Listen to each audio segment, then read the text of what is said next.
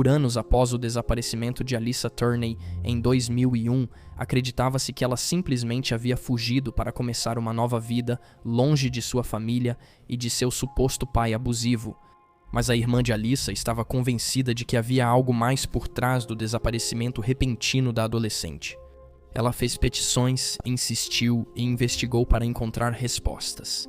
Mas quando ela estava chegando perto, o chão foi tirado debaixo dos seus pés.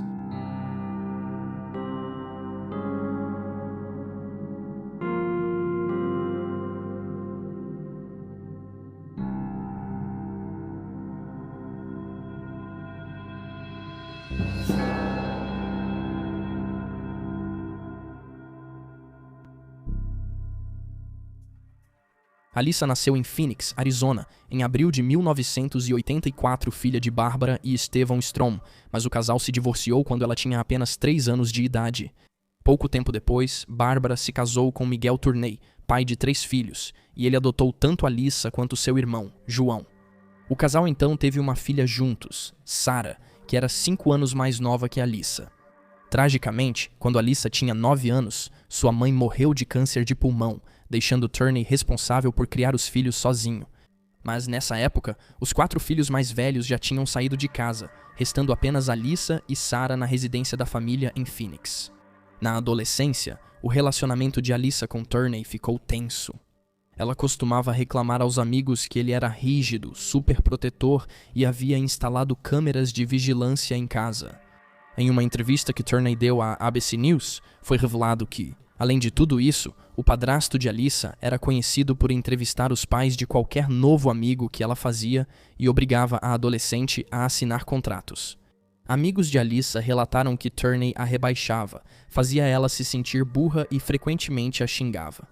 Foi constatado que, em uma gravação de ligação telefônica, Turney pôde ser ouvido chamando Alyssa de vadia. Alyssa sonhava em ir para a Califórnia depois de terminar o ensino médio, e apesar do controle rígido que Turney tinha sobre ela, conseguiu começar a construir uma vida própria. Ela conseguiu isso ao trabalhar meio período em um fast food local e conhecer um garoto com quem começou a namorar. Alyssa foi vista pela última vez em 17 de maio de 2001. Era o último dia do penúltimo ano dela na Paradise Valley High School, e ela assistiu às aulas no início da manhã. Por volta das 11h, ela passou na sala de aula do namorado para avisar que sairia mais cedo e que Turney iria buscá-la. De acordo com Turney, ele levou a jovem de 17 anos para almoçar naquela tarde, antes de os dois discutirem, e a deixou em casa por volta das 13 horas. Demorou horas para as autoridades serem informadas sobre o sumiço de Alyssa. Turney ligou dizendo que ela fugiu de casa, após ele e Sarah acharem um bilhete no quarto dela, dizendo que iria para a Califórnia ver a tia. No entanto, é importante notar que a adolescente não levou nenhum de seus pertences pessoais, deixando para trás roupas, joias, maquiagem, seu telefone celular e até mesmo seu carro. Anos depois, Sarah diria às pessoas: "Eu não estava preocupado, tinha a impressão de que ela voltaria. Eu não acho que a possibilidade dela ter ido embora para sempre tenha passado pela minha cabeça em nenhum momento." Em entrevista separada, ela disse que o comportamento do pai não parecia estranho, mas ele se atrasou para buscá-la na escola. Naquele dia, ela foi a pé até a casa de uma amiga e ligou para avisá-lo onde estava. Sarah acrescentou que a única coisa que percebeu de errado foi que ela tinha fumado cigarros com a amiga, e era a única coisa que o pai dela odiava que ela fizesse. Como Bárbara morrera de câncer de pulmão, ela sabia que cheirava a cigarro ao entrar no carro do pai, mas ele não reagiu nem disse nada. Sarah disse que Turney estava em pânico porque Alyssa não atendia o telefone. Ela observou: "Meu pai sempre queria saber onde Alyssa estava e o que ela estava fazendo. Meu pai frequentemente ficava desesperado por causa da Alyssa." A polícia não investigou no dia em que Alyssa desapareceu, embora algumas fontes relatem que eles registraram o caso dela como pessoa desaparecida. Eles não interrogaram Turney, não fizeram busca na casa, nem pressionaram por respostas. Quando a tia disse à polícia que Alyssa não chegou em sua casa na Califórnia. Além disso, a conta bancária dela, que tinha $1.800, permaneceu intocada depois que ela desapareceu. Turney contou aos investigadores que, cerca de uma semana após o desaparecimento, Alyssa ligou para ele de um telefone público em Riverside, Califórnia, o xingou e desligou. Praticamente não houve investigação logo após o desaparecimento de Alyssa, e o caso dela ficou parado por 5 anos depois disso. Então, em 2006, um detento de uma prisão na Flórida se virou para um guarda próximo e mostrou a ele uma foto de Alyssa. Ele havia tirado de uma edição do Estados Unidos Today, dizendo: "Eu a matei". O homem se chamava Thomas Heimer. Ele havia sido preso em 2000 e um pouco depois do desaparecimento de Alyssa, em Gray, Geórgia, onde foi pego dirigindo o veículo de uma mulher recentemente assassinada. O corpo da vítima, Sandra Goodman, de 30 anos, havia sido encontrado no dia anterior. Ela foi estrangulada, esfaqueada até morrer e seu corpo escondido sob uma cama de motel em Fort Lauderdale. Heimer foi condenado pelo assassinato dela e sentenciado à prisão perpétua. Os investigadores nunca conseguiram chegar ao fundo do caso e descobrir por que Heimer matou. 3 anos após sua sentença, ele passou a escrever cartas à polícia, alegando ter matado mais de 20 pessoas e descrevendo graficamente como fez isso. Depois de afirmar ter matado Alyssa em 2006, ele disse às autoridades que a estrangulou em um hotel e esquartejou seu corpo em uma banheira antes de jogar os restos em um centro de reciclagem. Investigadores da Flórida viajaram para entrevistar Heimer após sua confissão, mas não acreditaram em seu relato. Especificamente, a versão dele sobre Alyssa não batia com a que eles tinham ouvido. Por exemplo, ele afirmou que ela era viciada em heroína. Heimer confirmou que matou uma mulher como descreveu, mas talvez não tenha sido a jovem de 17 anos desaparecida. Embora a história de Heimer não tenha se confirmado, as informações dele ajudaram a trazer o caso de Alyssa de volta aos holofotes. Como resultado, vários amigos dela falaram com os investigadores. Eles não tinham sido entrevistados em 2001 quando ela desapareceu, mas agora queriam contar aos detetives sobre suas suspeitas em relação a Michael Turney. O então namorado de Alyssa, John Lockman, disse que ela lhe confidenciou ter sido abusada sexualmente pelo pai adotivo. As amigas dela relataram histórias parecidas, e Alyssa chegou a contar para uma professora quando tinha uns 9 anos. Um artigo da NBC News observou que a professora nunca denunciou a informação porque Alyssa voltou a negar depois. Assim que a professora confrontou Turney, ele negou as acusações, afirmando que sua filha pensava que sexo era apenas beijar. Boa noite. Notavelmente, apenas 1 ano antes de Alyssa desaparecer, Turney ligou para o Serviço de Proteção à Criança para avisá-los de que sua filha poderia alegar falsamente que ele a estava abusando sexualmente com base nas informações que eles haviam reunido desses amigos. A polícia focou em Turney, suspeitando que ele abusava sexualmente da filha adotiva e talvez a tenha matado para silenciá-la. Segundo todos os relatos, Turney nunca cooperou com os investigadores de Phoenix, deixando Sarah como intermediária. Em dezembro de 2008, ela recebeu uma ligação da polícia contando sobre a última teoria deles. Sarah comentou depois que foi durante essa conversa que ela descobriu que tinha outro irmão que nunca soube que existia, cuja mãe era alguém com quem Turney teve um relacionamento entre a primeira esposa e Barbara, a segunda. Sarah lembrou que, no entanto, era difícil acreditar na polícia naquela época. Ela descreveu o pai como generoso e prestativo, dizendo que ajudava amigos com gasolina ou dinheiro, e como ele sempre ajudava as pessoas da vizinhança com concertos.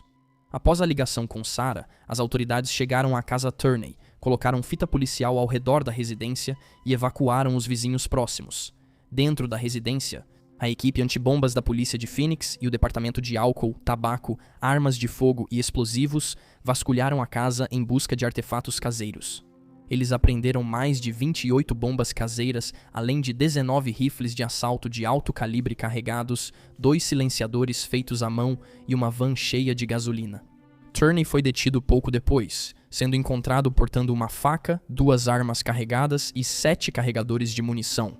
Além disso, dentro de um cofre na casa, eles encontraram um manifesto de 98 páginas intitulado Diário de um Louco, que Turney havia escrito ele mesmo. O manifesto explicava por que ele estava tão bem armado e ele enviou várias cópias a diferentes veículos de mídia.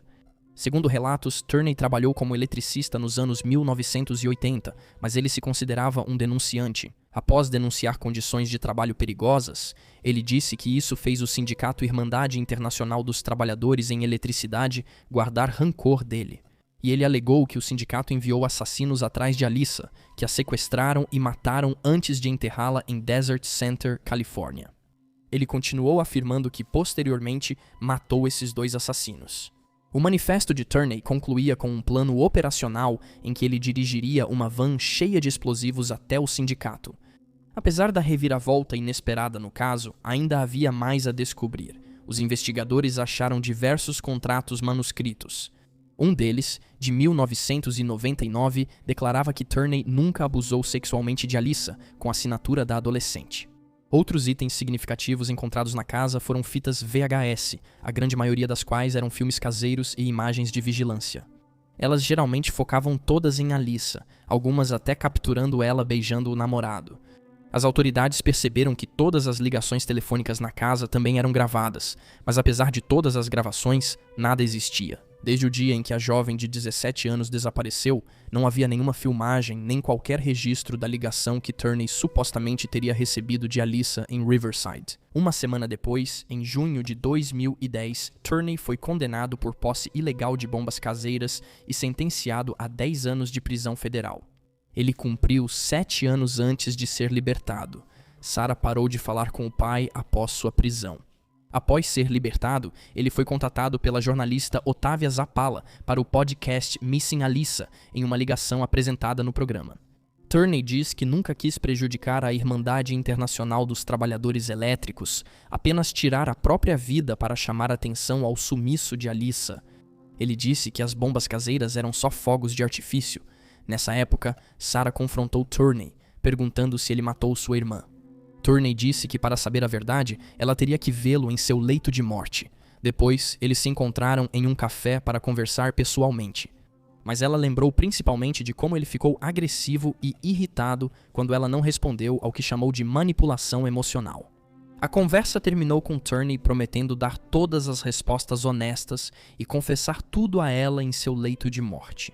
Se o Estado aceitasse aplicar-lhe uma injeção letal em 10 dias, não foi um erro. Ele fez intencionalmente 2 declarações sobre as condições para confessar. Mas a polícia disse a Sarah que isso não provava nada. Eles não tinham um corpo e não tinham nenhuma evidência. Eles a incentivaram a conseguir o máximo de exposição na mídia possível para o caso, levando-a a recorrer à internet. E fez uma petição para que seu pai fosse acusado em conexão com o desaparecimento de sua irmã. Ela coletou mais de 100 mil assinaturas. Sarah também participou de podcasts e canais de true crime no YouTube, criou várias páginas nas redes sociais sobre sua irmã e até lançou seu próprio podcast em 2019 chamado Vozes pela Justiça. Seus vídeos no TikTok sobre sua irmã já alcançaram milhões de visualizações. Finalmente, em agosto de 2020, Turney foi preso e acusado de homicídio doloso em 2º grau pela morte de Alyssa.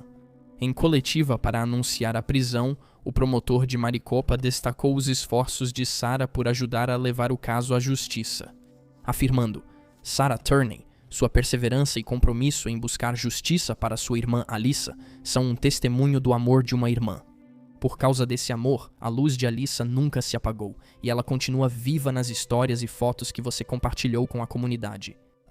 O julgamento de Turney começou em julho de 2023, mas após 6 dias de depoimentos de testemunhas, incluindo policiais, o namorado de Alyssa na época e sua irmã, a defesa apresentou uma moção de absolvição com base em um estatuto do Arizona que dizia que o tribunal deve emitir um veredito de absolvição se não houver provas substanciais para sustentar uma condenação.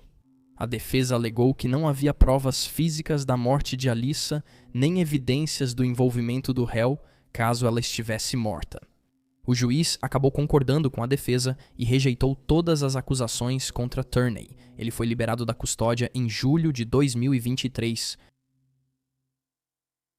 Sarah expressou sua decepção com a rejeição das acusações, mas reafirmou sua crença de que seu pai é responsável pelo que quer que tenha acontecido com Alyssa no dia em que ela desapareceu. Turney, por sua vez, afirmou ser inocente. Ele tentou lançar um canal no YouTube, mas parece que foi removido. Segundo relatos, em um dos vídeos, ele disse querer limpar seu nome antes de morrer e afirmou ter sido incriminado pelo desaparecimento de Alyssa. Após expor suposta corrupção no Departamento de Polícia de Phoenix, ele também planejou lançar um podcast e escrever um livro, segundo Sarah. O Phoenix New Times informou que, em janeiro de 2024, ele entrou com um processo contra a polícia e os promotores do condado, alegando prisão injusta e violação de seus direitos. Não é só Sarah que acha que o pai é culpado. Um dos filhos dele, James Turney, também falou abertamente sobre sua crença de que Turney fez mal a Alyssa. Em entrevista à NBC News, ele descreveu que sua irmã foi submetida a controle coercitivo, com táticas que incluíam intimidação, vigilância e abuso psicológico. Ele lembrou que Turney chamava Alyssa de burra e não muito inteligente, e descreveu seu pai como um mestre manipulador. Em outra ocasião, uma câmera escondida na saída de ar flagrou Turney vendo sua filha adotiva beijar um garoto com quem não namorava. Ele contou ao namorado dela sobre a traição. Turney também costumava visitá-la no trabalho e filmá-la do carro. Um detetive da polícia observou que Turney admitiu chegar várias horas antes do fim do turno dela para garantir que ela não saísse do local com mais ninguém. James achou que a promotoria não conectou adequadamente os comportamentos abusivos de Turney, observando que as câmeras de segurança na casa foram vistas como um hábito estranho dele, não como padrão de abuso. Ele afirmou que, sem um especialista para explicar ao júri como funciona o controle coercitivo, o caso nunca daria certo. Pare de falar coisas isoladas, conecte-as e mostre que isso ocorria durante toda a vida dela. Isso não foi só uma decisão ruim de paternidade tomada uma vez.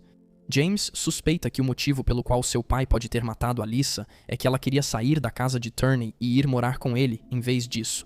Ele lembrou, ela não aguentava mais morar com meu pai, ela tinha medo dele.